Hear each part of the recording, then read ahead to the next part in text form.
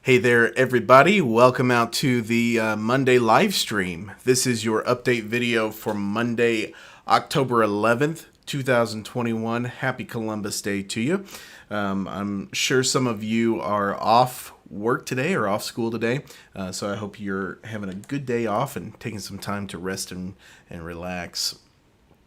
Okay, so the big thing that we've got for our update video this week is the outdoor service, which is coming this next Sunday, October 17th. So I want to walk through what I'd like to do for today's update videos. I'd like to walk through what's going to happen both Saturday and Sunday. Saturday is going to be a big setup and rehearsal day, and of course Sunday will be a big execution day for us.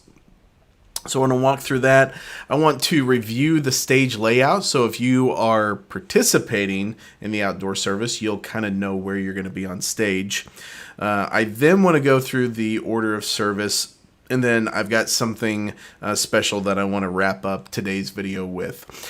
So today, let's get started with the itinerary. I think that'll be important for us just to walk through what's going to happen so that you can just have a good reminder. Like I said in previous update videos, the itinerary will not be different for this date than it was from September 12th, but I still want to do this as a good reminder.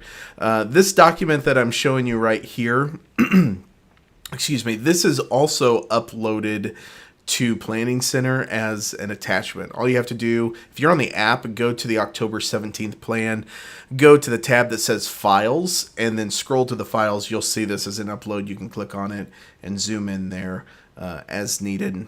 But let's start with everything on Saturday. Everything on Friday you don't have to worry about. Those of you who are helping with the setup, and we can use as many hands as possible with setup on Saturday.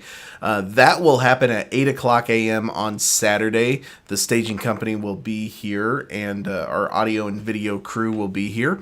That should take us from about 8 o'clock a.m. until 12 o'clock p.m. to get everything set up. That's both the stage and all the audio video equipment. We'll then break for lunch at that time. We're gonna have Domino's Pizza bring in food for that, and then I'm asking the band and audio and projection. I'm asking all of you guys to be here at 1 o'clock. Now I'm giving us about a half an hour margin here so that you can get here, you can get everything set up, you can get your ears in and checked.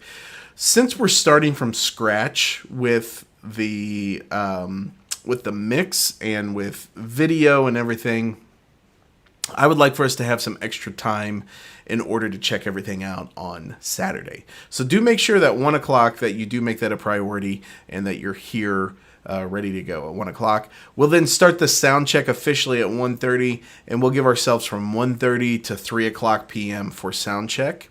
And then rehearsal will be from 3 o'clock to 5 o'clock p.m.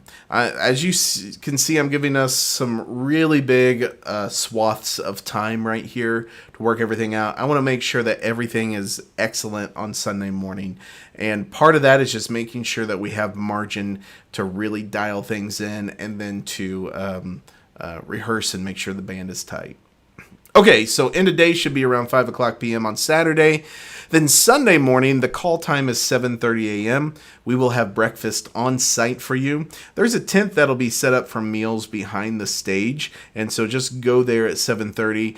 Even if you're not planning to eat, I would still like you here at 7:30 so that you can be set up and checked and ready to go by the time that we do our run through at 8 o'clock.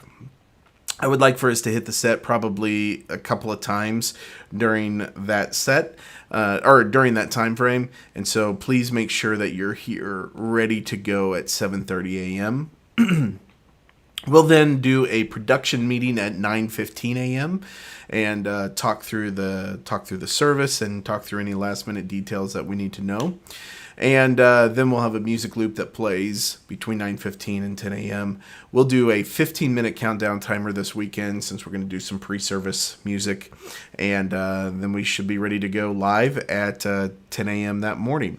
We will not be live streaming, but we will be recording video for the service. So you can we will have a record of this service that we'll post online afterwards. Okay, Sunday morning, the service should be wrapped up by 11:15, 11:30, somewhere around in there. And then we'll have food trucks on site in order for you guys to get some lunch. Loadout will start around 12:15 and should take about 2.5 hours to load everything out, both the AV equipment and the staging. And then by 2:45 or 3 o'clock, we should be finished and be wrapped up for the day. So I hope that's helpful information. Like I said, this is all uploaded to Planning Center. I know before I sent out a link, so if you still have that link, this is the exact same file as before. We've just updated the date to October instead of September. So check that out if you need to for everything.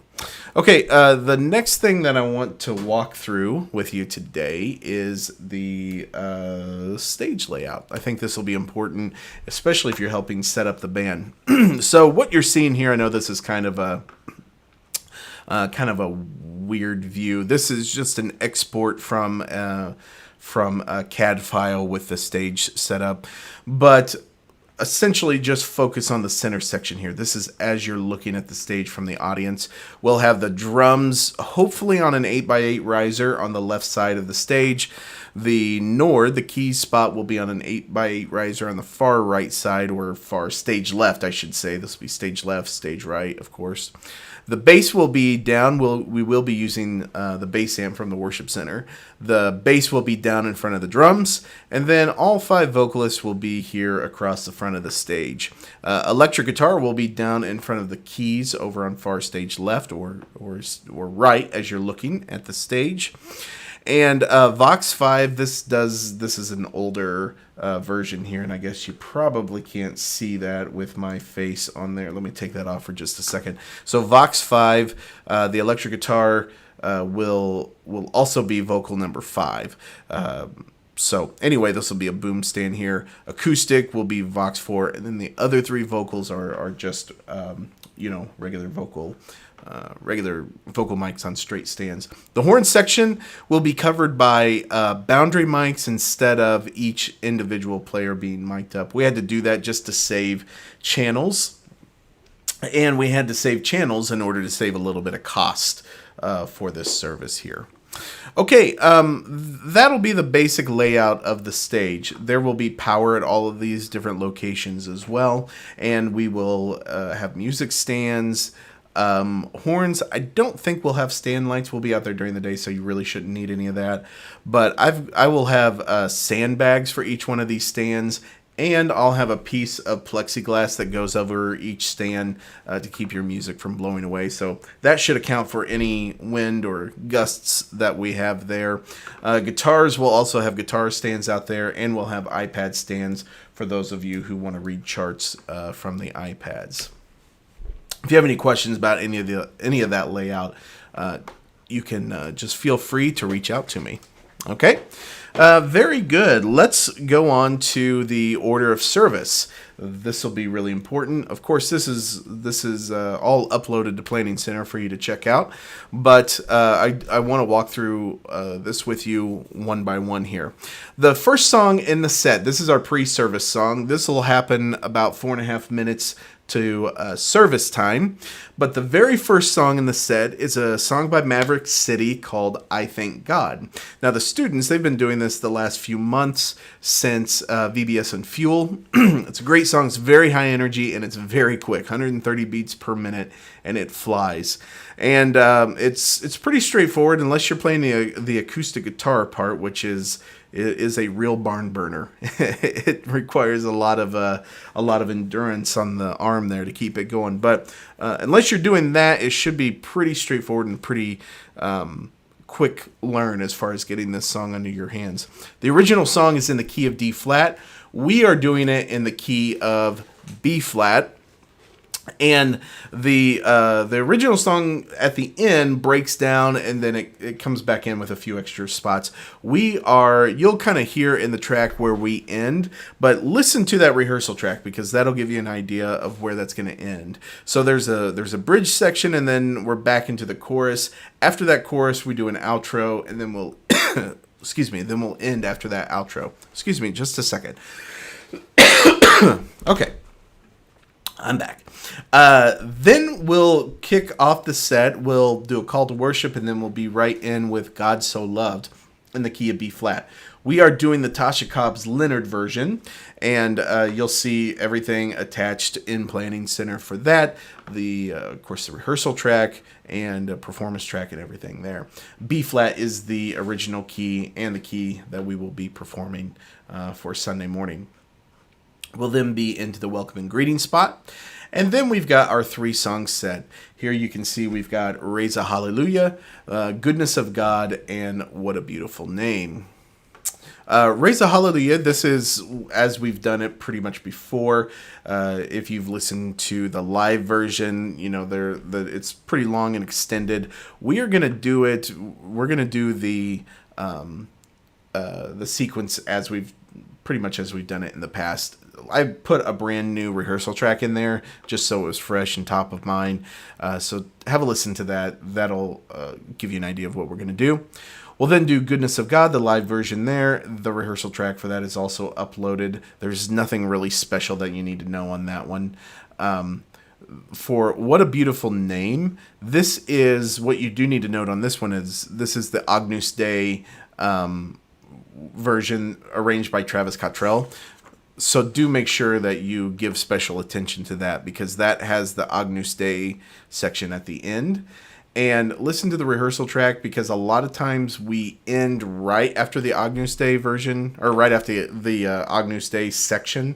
And we're going to come back in because it'll there's like a instrumental interlude and then a short kind of piano interlude. And then we do a reprise of the chorus. And so we're going to do that this time. We're not just going to end at the end of the Agnus Dei. So listen to the rehearsal track. That'll give you an idea of what that will sound like. Okay, then we'll have our bumper and message and all of that. And we're coming back after the message here at the end with So Will I. This is the Hillsong United version of So Will I.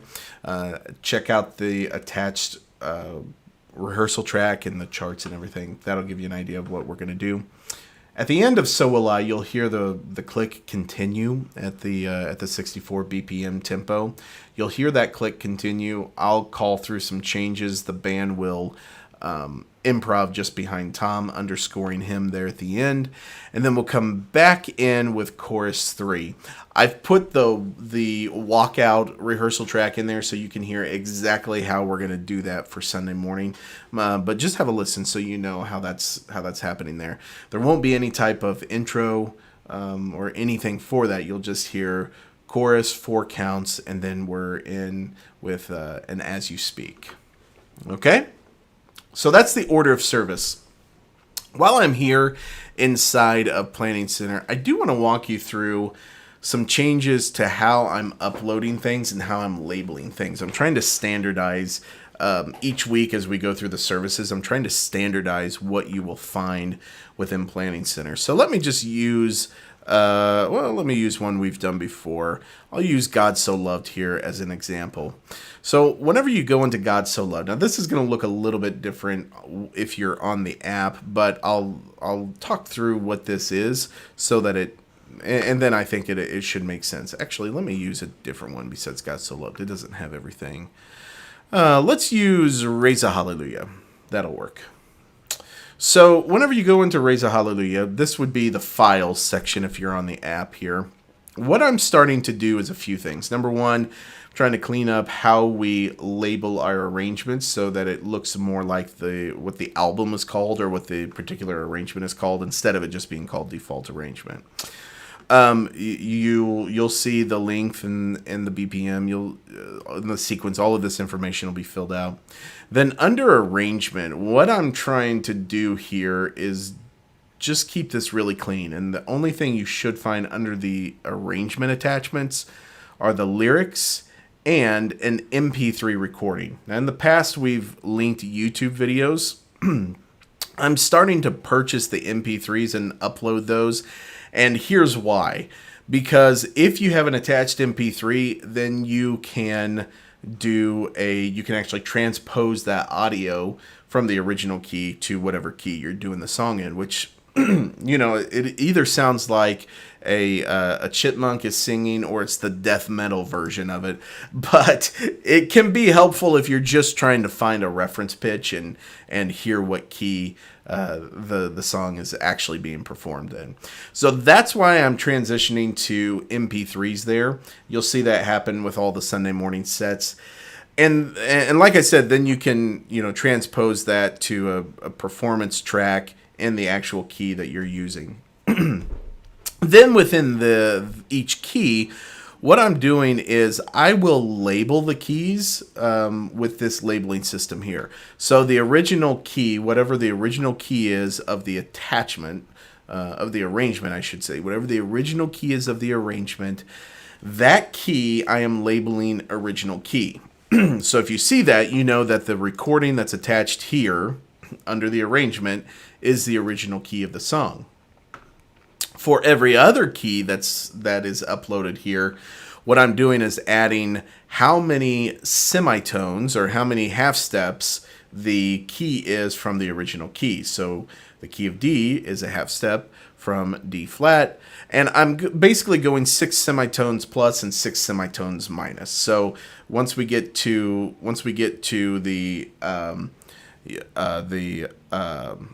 6 semitones, so G, which would be the tritone, excuse me, once we get to that from the original key, then you'll see it minus however many half steps. So A, which is what we're doing this key in, it's minus 4 semitones or minus 4 half steps from the original key of D flat. That's what that labeling system is in there for. It's not really anything much that's going to affect you on your end. It's more of just a quick reference for me as I'm planning services and as I'm uploading arrangements here. So that is all you probably really need to know as far as this, as far as that set is concerned. Let me get back into the 17th here.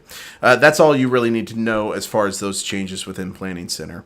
I mentioned the itineraries. These will show up under files, under your plan files, and then you can, click on that and you'll see a PDF and a PNG of those respective documents that I discussed there earlier. Okay, if you have any questions about that, do feel free to reach out. I'm happy to make any clarifying remarks there that I need to. The final thing for today is I want to review one of our core values. A couple of years ago, we had a team night and we discussed 5 core values that I think are really important for our team. If you're new to our team since that time, whenever I met with you and had your initial kind of welcome to the team meeting, I discussed these core values. And I will say these are really important core values. They mean a lot for how I envision our team, taking shape in the future. However, I have not done a great job of keeping these before you on a regular basis, and I've not really done a great job of making these easy to remember. So I'm working on those 2 things. One of the ways that I'm keeping them before you is I would like to just take a spot at the end of our update videos on a regular basis to just remind you what some of those values are and discuss them in more depth. Today, I want to remind you of our second value, which is, our second core value, which is beauty. And I want to pull an excerpt from Psalm 27. This is Psalm 27, verse 4, which says, "One thing have I asked of the Lord that I will seek after, that I may dwell in the house of the Lord all the days of my life, to gaze upon the beauty of the Lord and to inquire in his temple." So the psalmist is saying, I've asked this of the Lord and that I am seeking after it. And this is what he's asked for, and this is what he's seeking after, that he may dwell in the house of the Lord all the days of all of the days of his life, in order to gaze upon the beauty of the Lord and to inquire in his temple. And I want to pull out that point on beauty there, because beauty is an extremely important part of what we do in worship. It's not the most important part, but it's an extremely important part. And that's because beauty is tied to wonder. The experience of wonder as a human being is extremely intricate to meaning, and it's extremely intricate to pleasure. And those two things are an extremely important. I keep using the word extremely. It's losing its meaning here. Those are an integral part to what it means to be a human being and to be fully alive. In philosophy, there's this there is this philosophy known as transcendentalism, and I should say not transcendentalism. There's this approach in philosophy called transcendence, and in transcendence, you are seeking after things that are true, that are good, and that are beautiful. And kind of the classic way that philosophers and theologians have approached this, they've looked at the world around them, and they've said that anywhere you find truth in creation, it's God's truth. Anywhere you find goodness in creation, it's God's goodness. And anywhere you find beauty in creation, it's God's beauty. And I think that's important as we approach our worship, that we do so in a way that is truly beautiful, because as we do, we honor God. God has one of the ways that we find him, or we see his fingerprints in creation, is through his beauty.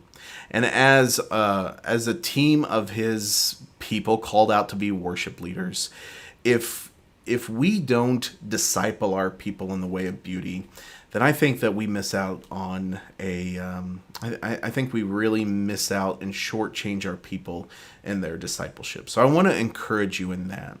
Now, what's the practical, what's the practical takeaway of this? Well, the practical takeaway is that beauty requires sacrifice. It takes time. It takes time to make things beautiful. Whenever you make things functional, you can obviously do that rather quickly. All you have to do is figure out what's the function of this particular object and meet, check off the boxes.